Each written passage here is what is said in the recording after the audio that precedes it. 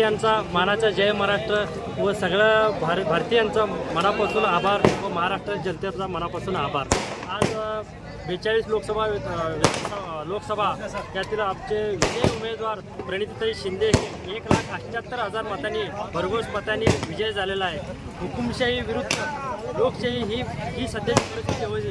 हुकुमशाहीला गाडून महाविकास आघाडी लोकशाहीला जिवंत जपण्याचं काम आपल्या सोलापूरच्या जनतेने व महाराष्ट्रातील जनतेने दाखवून दिलेलं आहे। या हुकुमशाहीला गाडल्याशिवाय सुद्धा बसणारे असं शिवसैनिकांनी ठरवलं होतं, हे दाखवून दिलेलं आहे। यासाठी पूर्ण भारतवासियांचा व महाराष्ट्रातील जनतेचा मनापासून आभार आहे।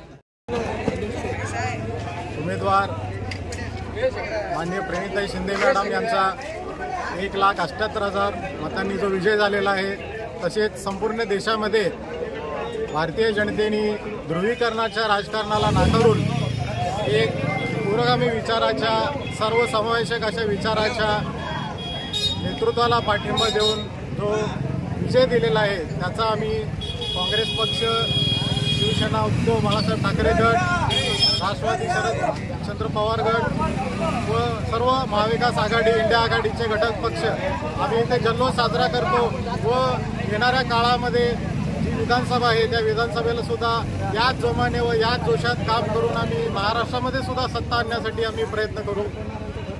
उसला सगळ्यात एकदम आनंदाचा दिवस आहे। आज या ठिकाणी मोठ्या प्रमाणात जनतेने जे प्रेम आज